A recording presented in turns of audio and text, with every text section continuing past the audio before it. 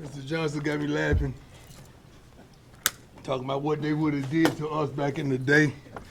He ain't talking about Colorado. He's talking about Colorado versus his other college, you know.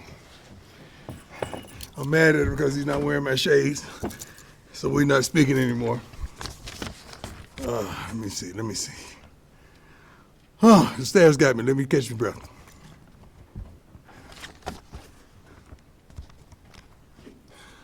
Colorado Springs is beautiful, isn't it? Yes, sir. This is my first time really spending time here. My man. I've been through here, and I've been here, to visit donors and all of that stuff. But this is my first time really spending time here. And it's been an absolute blessing meeting the mayor and a couple of his counterparts, the superintendent, as well as yesterday going to the Air Force, man. That blew my darn mind. First of all, how beautiful it is, and who had the insight and the foresight to cut I don't know how they even got all of it in there. It is unbelievable. They were wonderful. The coaching staff welcomed us with open arms. They talked about the intricate details of attending the Air Force and what they must go through to get in. And and our kids talked about our disciplines, and they talked about their disciplines, and we ain't like them. Like, they are unbelievable. I mean, the way they had the basic training is unbelievable, man. I'm thankful that we had the opportunity to go do that. I'm thankful that the city has opened its arms, and the campus that we're staying on, it's great. A lot of deer here. Black folks ain't used to that, but it's a lot of deer. I'm talking about they walking free. They just walking around, and I went on my morning walk as usual and came like 10 yards within this deer, and we made eye contact, and I said, "You got it, dog. It's you. It's your word. I don't know nothing. I'm gone." I turned around and got up out of there. But it's been a blessing. Team is going great. The team is doing great. Let me see what I got. Just wrapped up the fourth practice here. Fountain Fort Carson. I already said that. Okay. Superintendent Dr. Keith Owen. I didn't mention name, but I'm trying to mention names right now.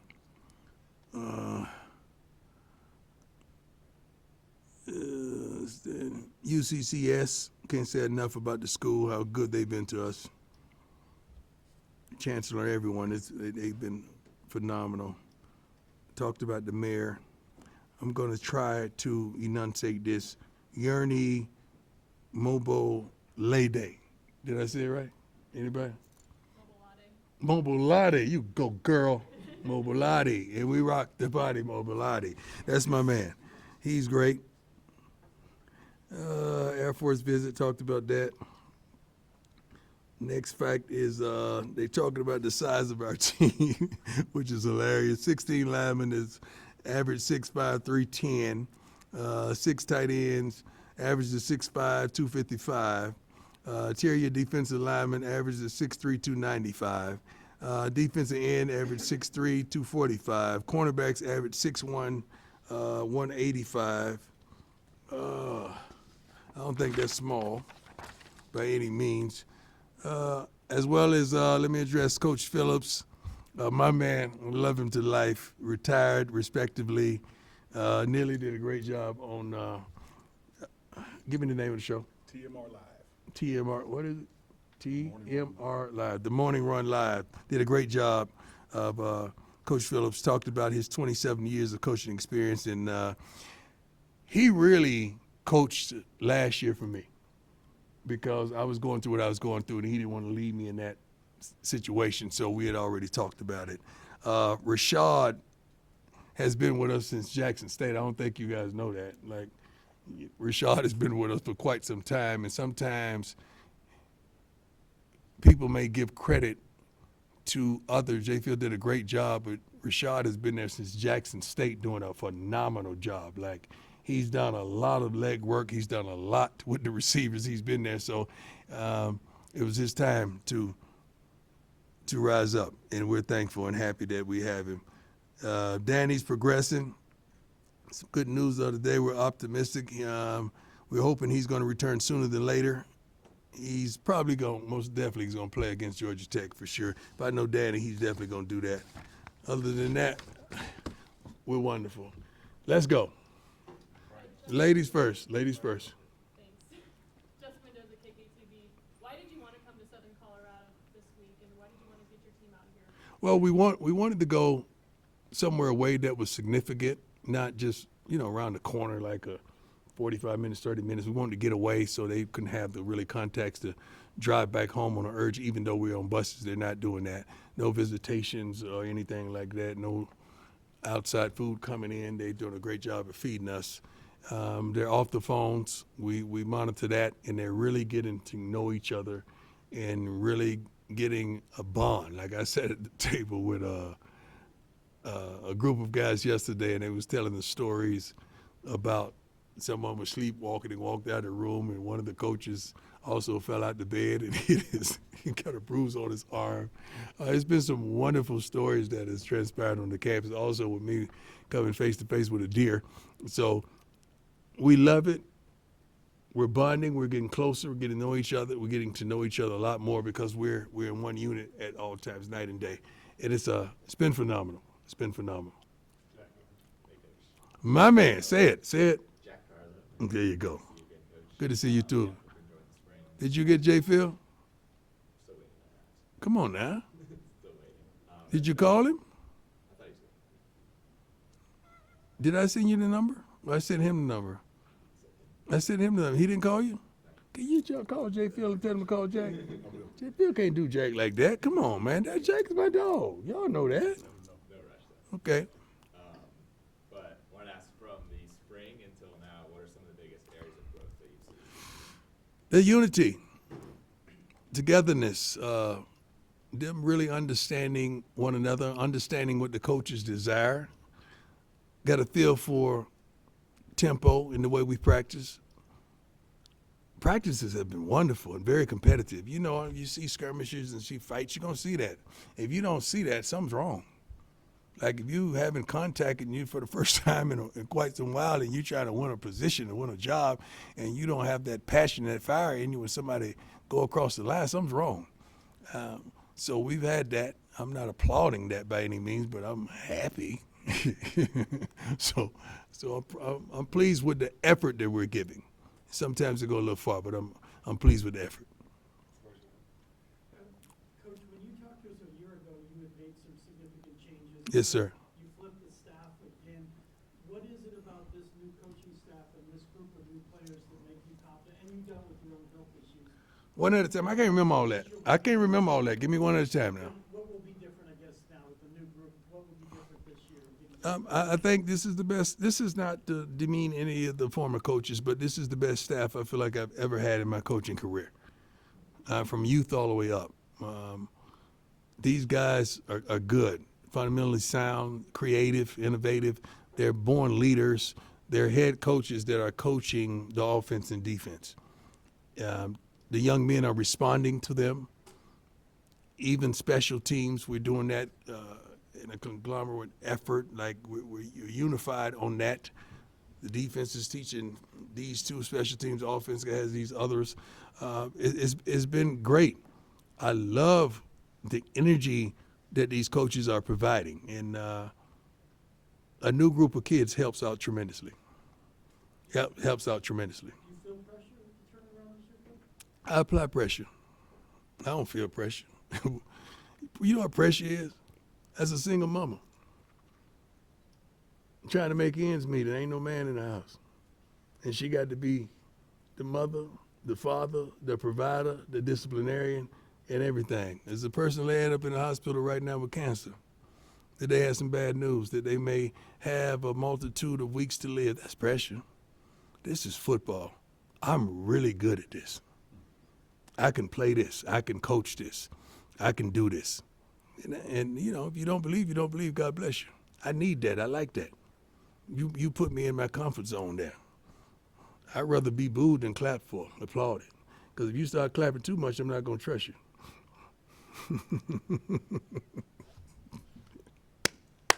Oh, God is so good. I had so much more to say, but he stopped me. That was good. Thank you, Lord. Yes, next question. Mm-hmm. You talk about you apply pressure. Mm-hmm. How is the pressure you're applying different than maybe what you've applied last year because of the 3 matches last year? You so stuck on last year, and I'm gone.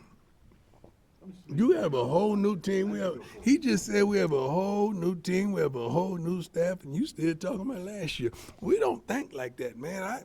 I could try my best to sit here and turn my neck all the way around, and it won't go backwards. So I'm right here, man. I'm right here, and I love the young men. I love the coaches. We even have a new AD. Did you know that? He's pretty darn good. I love me some Rick George. That's my man. I'm not demeaning that by any means. Everybody know how I feel about Rick. But Fernando is here. So everything, it's like a new thing everywhere. We're doing a new thing. We're going to do a new thing this season. Proud of it. I can't wait.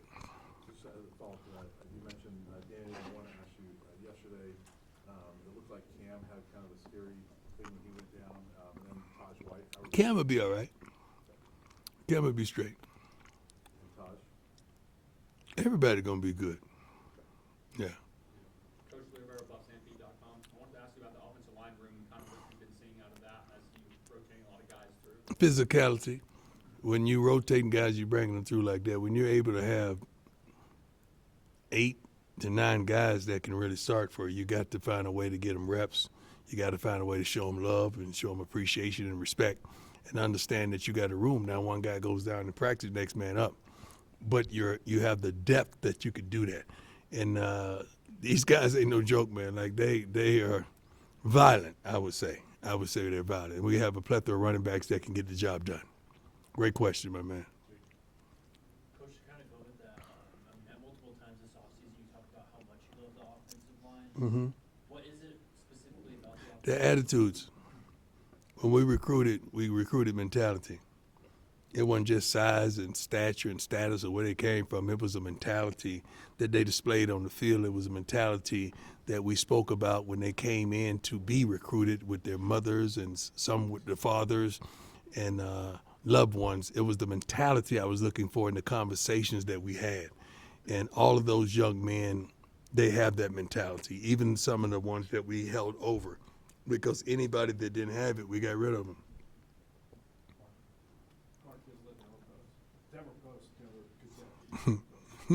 You all right? I'm all right. Okay. I'm just saying. Yeah, I know. Yeah. I got 2 for you.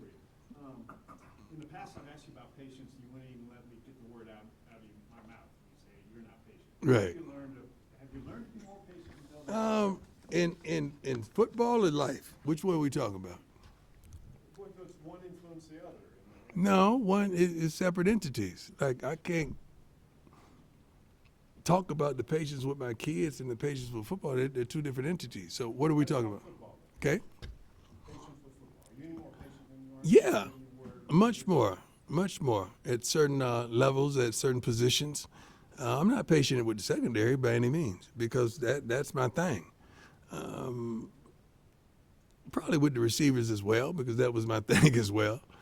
I'm a little more lenient on other positions I probably wasn't involved in. But to have the patience and not understand and not think that I'm going to get from this guy what I got from that guy years ago, you can't think like that. So you got to develop a certain thought process and mentality, and it would be probably entitled patience for certain things. The other was, you talked about Bobby. Yes, sir. The way you've done it, you've turned your roster over a lot. I have no argument. Yeah. But if you turn your roster over a lot, the team goes through a rough stretch. We went through rough stuff last year. We won the year before. Yeah. With a new group of people every year. You don't have Stay together if you have difficulty. I don't think we're the only ones with a new group of people. I think if you match it up, I think we're doing I was just one of the first ones to do it. And you know, when you're the first one to win the race, everybody's not applauding, is not clapping because they've never seen that before. But now, once everyone else is doing the same darn things, remember when we first got here and you guys made a big deal out of the portal? Now everyone's doing it. I don't see you attack them the same way you attacked our program in regards to the portal. if you do the homework on it, which we've done, I think we're right there with many other schools in the turnover that's forecasted. And if you really do your homework and think about those schools that let's just say the 2022 Texas A&M team that had the number one draft class in the nation, right? 2 years later, it was 2 guys on that team left. What happened to all the rest of them? They left because that's the nature of what's going on right now in college football. That's why you come on trips like that, so you could unite, so you could build loyalty, you could build love, so you could get to know one another, and these kids could really trust us. I really wish you could understand the mentality and the heart of Boo Carter from when he came, from where he is. I wish you could understand some of these young men that are playing on this team right now, from being closed off and just, have the windows up to now showing love and expressing love and allowing, because they trust the coaches that they have their best interests at heart. But it's a revolving door in college football because of the portal. You drop it down to 1 year, I'm pretty sure one school that you could change to or transfer to, pretty sure you get a different type of roster for everyone else. But if you truly got out there and did your homework, you'll understand we're right there with many other schools in the transfers numbers. We don't wish to have that multitude of transfers every year, but you got to really do your homework and think about the year, what you're paying, what their productivity is. Did you miss? Did you win? Did you hit? So a lot goes into this, man. That's you did get criticized, and I might have done some of it for the. For real? Yeah. You're joking. You? Not you. Maybe. I'm not going to point at nobody. But by the nature in college football, which revolving door everywhere, is it tougher to keep a team, your locker room together? No, not if you got money. I'm sorry, I'm just honest with you. But I'm just being honest with you. That's just what happens in today's football. But guys, do your homework, man. Check these rosters. Check how many kids are coming in. Even in winning programs. What's the average number? About 30? Yeah, winning programs. 25, 30. Right. You're a good man. What's your name? Troy. You're a good man. Very educated. Did you learn anything from doing this now? 'Cause you Yeah. were the first. Yeah, I don't get involved. What might not? I'm sorry to overtalk you. I apologize. Go ahead. Have you learned from doing it, because you were the first that did it at that scale? Have you learned anything from what you look for now in a kid? Yeah. I look for mentality. I look for love of the game. Like when somebody sit in front of me and they mention, Coach, can we talk business now? Get out. Straight up. I don't talk business. I talk football. We have people that's very educated to do that. I don't do that. So when they do that and they want to do that early on, that's a red flag for me. Couple more, Aaron, go ahead. Aaron Anderson, Fox 31. Coach, this is your 4th year Yes, sir. in Colorado, and typically for college football coaches, year 4 is the baseline for consistency. Mhm. At that point, coach would have a roster filled with players that he recruited. You certainly have a different. It's not, sir, we just talked about this. It's not like that anymore. You're talking about years ago. It's not like that anymore. You don't keep, you pray that you keep that freshman that you raised, that you groomed, that you developed. But when somebody's waving $4 or $5 or $6 million in front of them, you're not going to keep that freshman. Like you would love to, but that's not the nature of the game anymore. But you can't wipe your tears. You can't just sit there. You can't just sit there and cry a river. You got to wipe your tears and let's go. Let's move on.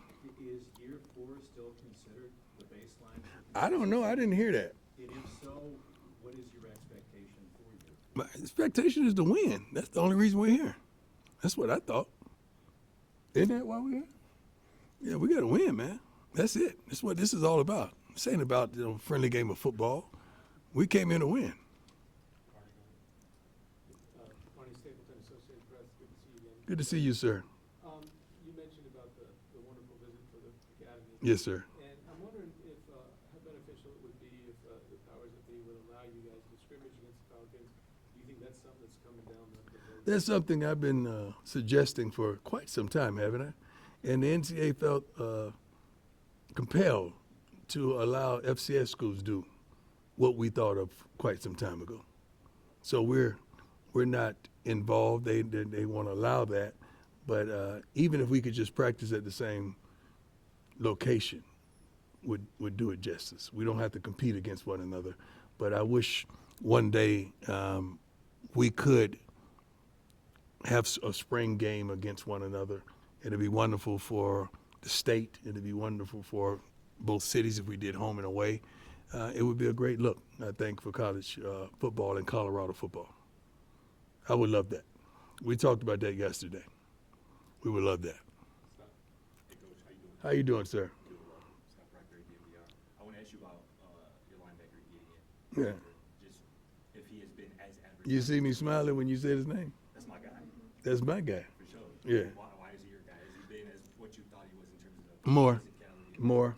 Also, More. He's comes to practice every day, smart, intelligent, born leader, physical, mean, just gets upset when he don't make the play. Like he lives this, he loves this. He's a football player. He's that guy that when you watch his tape, when you watch him on film, when I called and said, tell me about this guy. They said this guy is a straight baller. That's the first thing the box said when I met him on the plane. Excuse me, when I called about him. But he, just getting to know him, he's one of the best dudes on the team. Gets along with everybody. And I'm pleased. I'm over pleased with that whole linebacker room. I really am. you alluded to, you told this story, Gideon has as well, how you guys met. And Yeah. I think like this. I wonder if you do, like, if you feel like if that was a bit of like fate, like the way you guys met. Because like, what if Yeah. Exactly. Nothing happened by chance. Nothing happened by chance. How many times I'm going to be on a plane, sitting up there, you know, and this guy walks by and was compelled to say, Coach, good to meet you. You know, I'm a football player. I'm in the portal. But, you know, that takes a lot of nerve. But that was a blessing, man. That was a blessing for us. And I thank God for it because he's a game changer. He's a program changer. He truly is. Great question. Couple more. Let's get out. Jeff Russell, 9 News. How you doing, Jeff? You went through many training camps for yourself, away from sites during your days. What Yeah. do you remember about your training camp days and the bonding that you got through your being off-site, and what did you learn during your training camp days? Well, I was thankful not to go through many because of this game called baseball. But we bonded, man. We had a good time. It's hot, extremely hot with the Cowboys in Texas. But it was a bond that you can't replace by anything because you're just there thinking football. You're waking up together. You're going to sleep in the same locations. It's a beautiful thing. It really is a beautiful thing, and I'm glad that we're able to come here and do it. Last one, Coach, Dylan Foreman here at the Thursday. Yes, sir. Want to ask, over the last year, obviously you've gone through your personal issues off the field. Yes, sir. Coming off last season, is there anything you've learned about yourself that you didn't previously know, and that how you're taking that into? Well, I don't think I've learned something that I don't previously know. I've learned how to really live life and love the life I live and live the life I love. I've learned how to take more time for myself and for my family. I've developed another level of understanding how good God is. You know, last year this time I wasn't able, and I wasn't as strong, as vibrant, and as ready as I am right now. And I'm thankful for everything I've gone through. But it's been a tremendous journey, but it's going to be a good one. The script that's been written right now is going to be unbelievable, and I cannot wait to look at some of you and just smile. Right, Jack? See what I'm saying? That's that Jack. That's my dog. That's my dog. Hey, God bless you all. Appreciate it, man. Yes, sir. Oh, there you go. Nearly. Oh, my blue lady walking. Did you see the lady walking? No. Right there. Fernando's here? You next? I can't follow that up. Oh, yes, you can. Trust me. Hey, there's some sharks in here, too, by the way.